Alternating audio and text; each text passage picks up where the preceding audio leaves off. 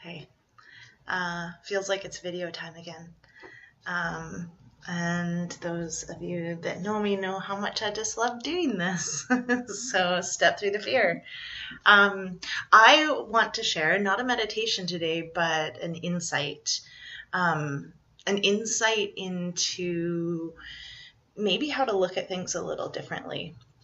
An insight into what my coaching and the teachings that I have are based off of. This can help you to look at things a whole lot different. So if you're open, I'm going to do that with you today. This is my whiteboard. And the reason that I need to draw is because as humans, we think in pictures. So if I ask you to tell me what your refrigerator looks like, you will picture it in your head what it looks like, and then you will recite it back to me. So what color your fridge is, if the doors are side by side or one on top of the other, which way they open, what's inside, all those kind of things. Same with your car, if I ask you what your car looks like. So when we are always talking about the mind, if I ask someone what they picture the mind to look like, usually the brain pops up. But the brain and the mind are not necessarily the same thing. So what I like to do is offer you a picture of your mind. This work I learned from Bob Proctor, who learned it from someone else, and it's out there like crazy in the coaching world, but just like a little touch on it, not such a deep explanation, which is what I'm going to go into today for sure.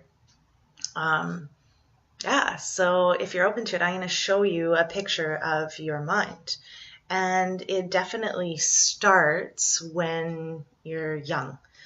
So you're born, and this, let's just say, is your mind. Okay? It's empty. You are perfect. And then generally, you have these two people that contribute to the filling of your mind. Usually mom and dad.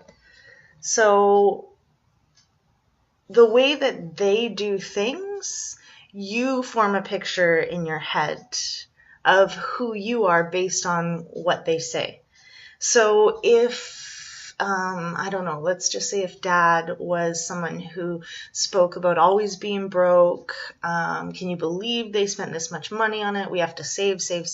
Like all those kind of words coming out of his mouth would most likely bring a picture of a negative mindset into your head around money.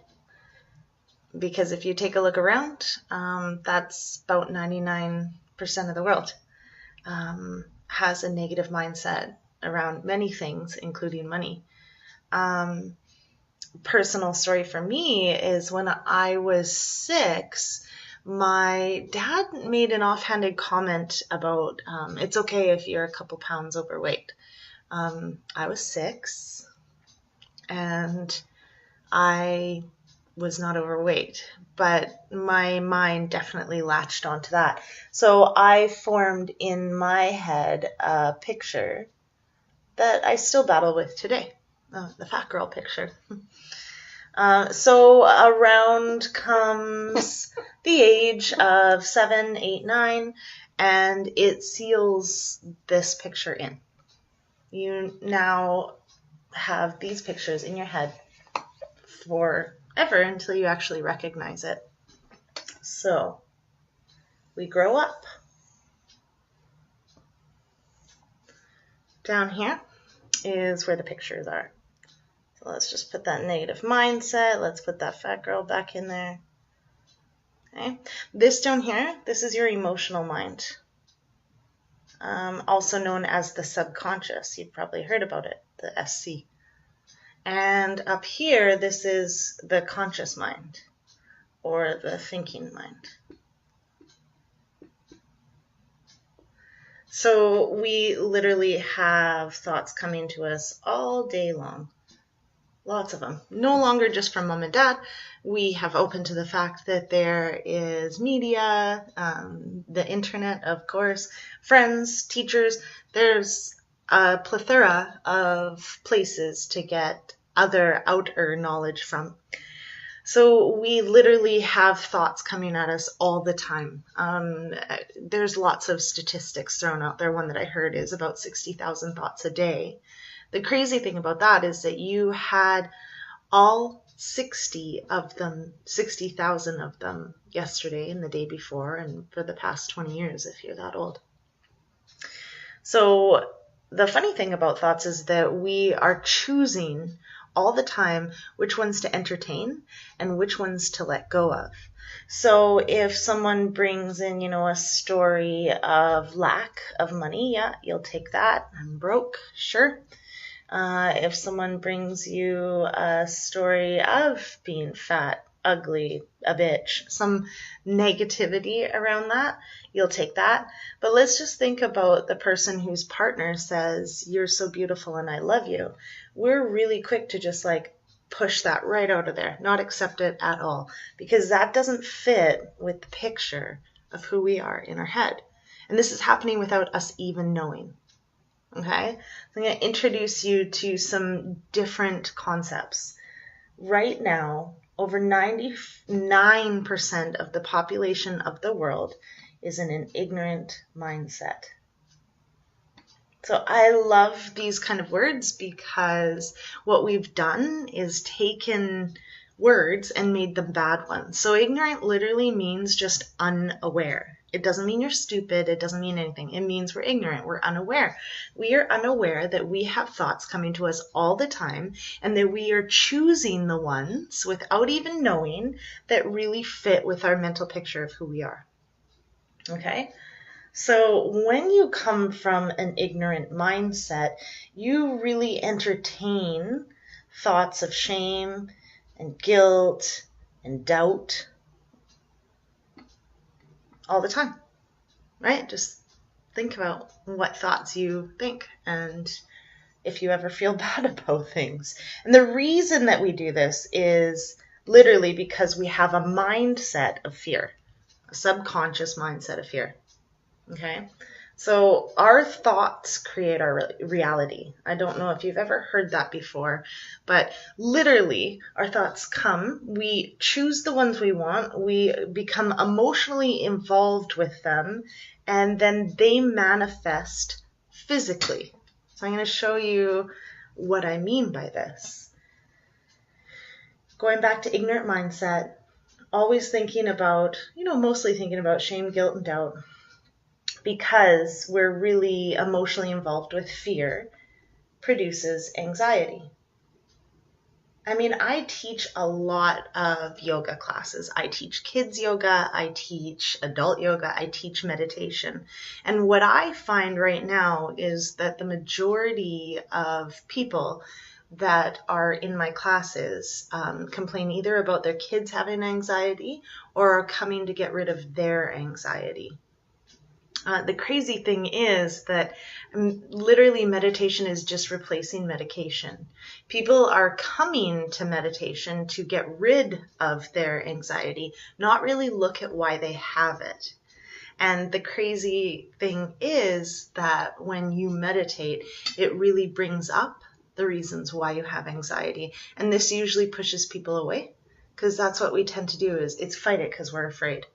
So anxiety is the physical manifestation of fear. And we are literally living in fear. I mean, the media knows it. The government knows it.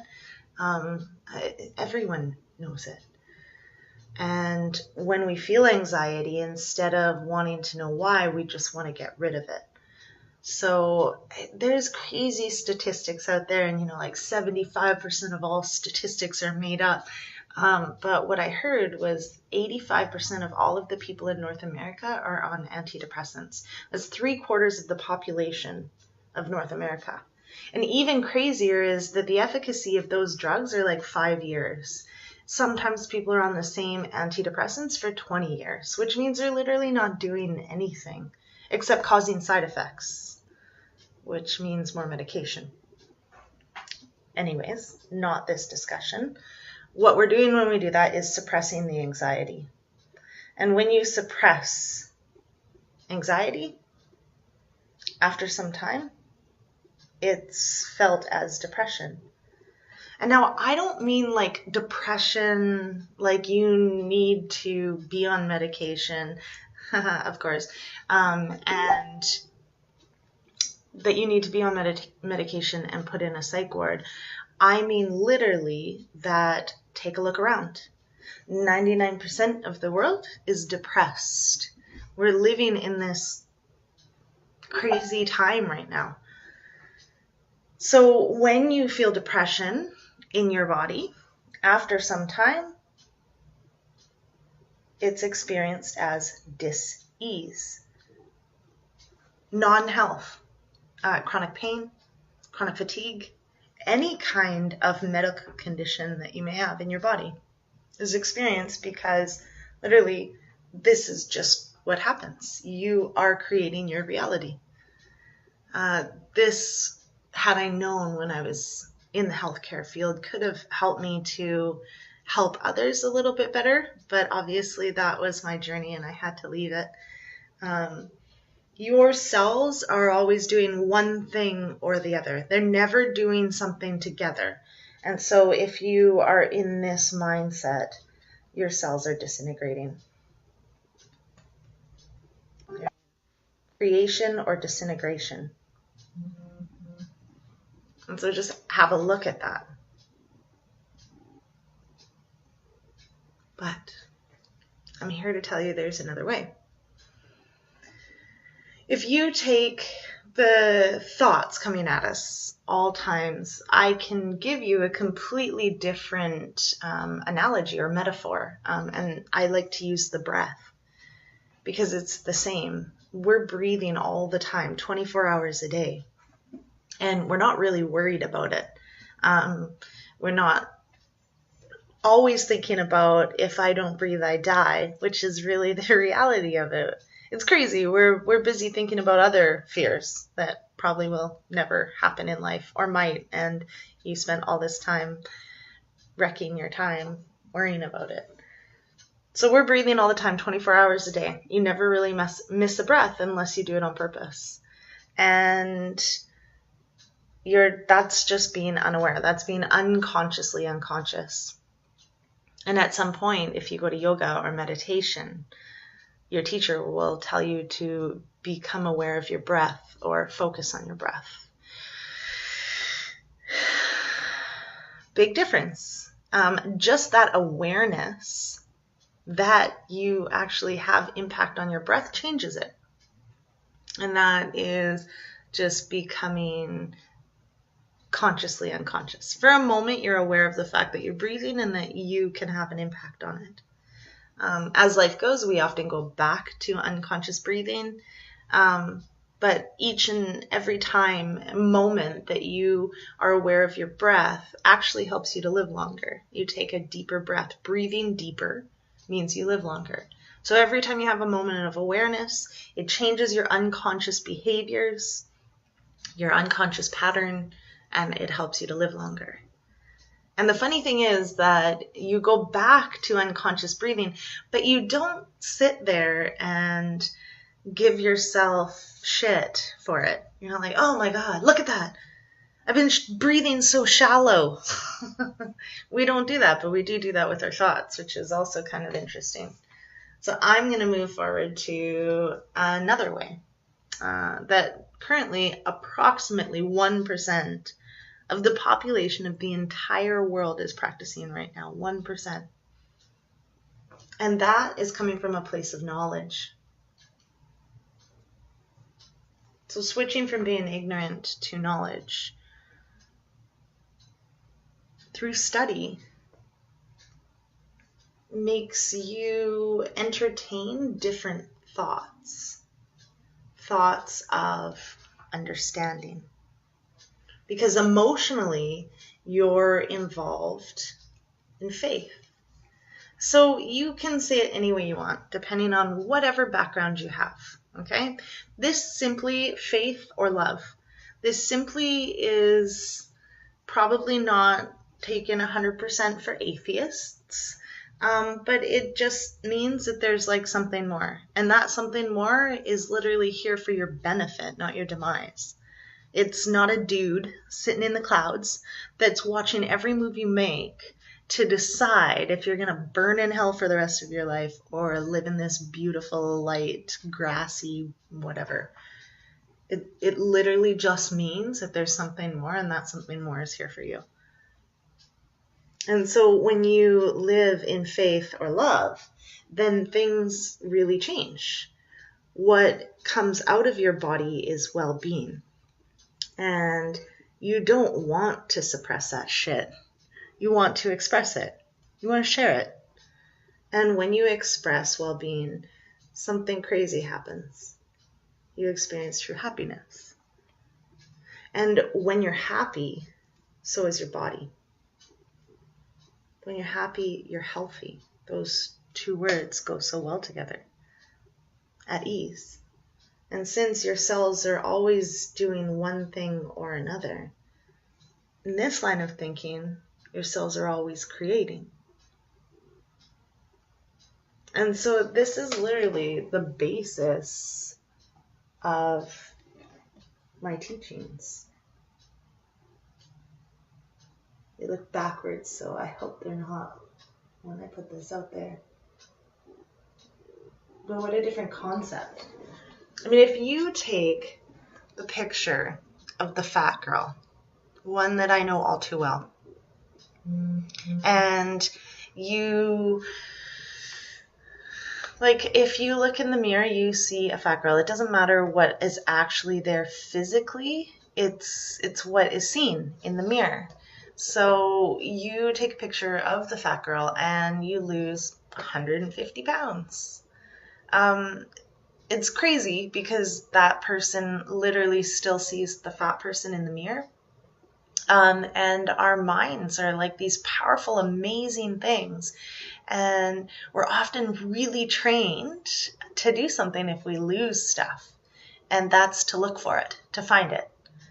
So if you still have this picture in your head of a fat person and you've lost a lot of weight, your mind is going to make sure to find that weight and put it back on your body.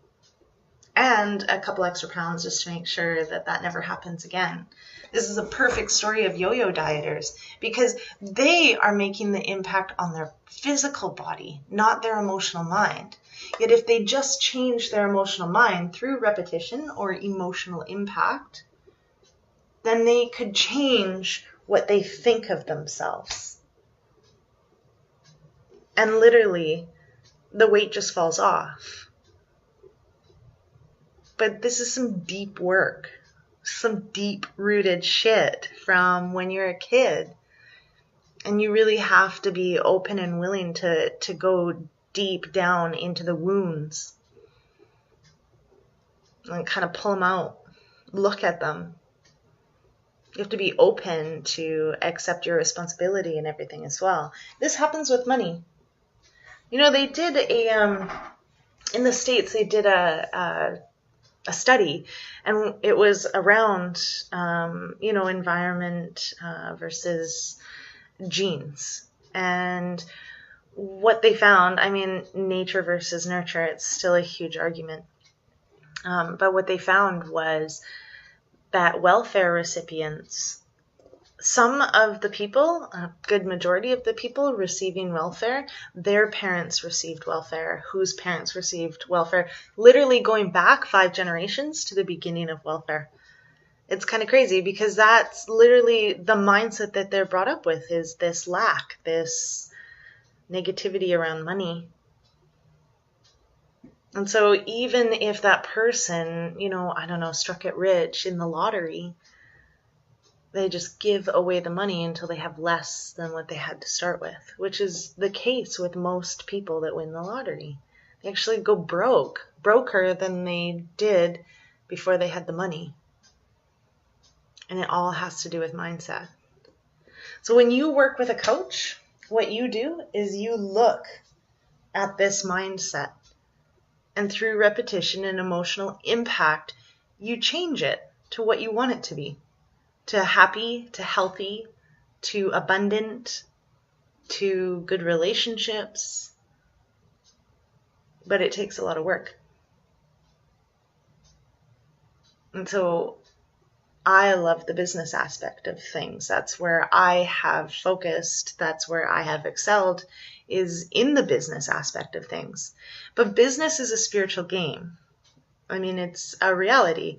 You can get little parts, like some people are just naturally good at some parts, maybe the money part, maybe the healthy part. But without doing the work everywhere, you're still going to have blocks in other areas. So when you start to look at money and you start to look at what's going on inside of you, things change. Because deep down, if you feel you're not good enough or you're unlovable or not worthy, then it doesn't matter if you look at the abundance aspect of things and start bringing in money. You're literally going to get rid of it.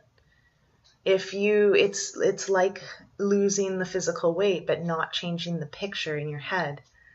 You'll go back to where you were, but even more. So just to make it really concrete. So I want to share this so that you have the basis of what it is that I do for my teaching, what it is that we look at all the time. There's so much more to this picture, so many more beautiful drawings that I can offer that come from this. But I found that in us, like if you want to coach with me or even want to know what coaching is about, I offer one session with everyone for free, just to see if we're to work together, if we're a match. And in that, I find that I'm spending a majority, almost half an hour, of my time showing you this picture. And really, we want to go deep. So I'm offering this before you come, so that we can really talk about these things, but you've already got that basis behind you. So I hope that this has been helpful to you. If you want to reach out, give me a call. Let's talk, get together, online, on the phone. I hope that you have an amazing day, and I'll talk to you soon.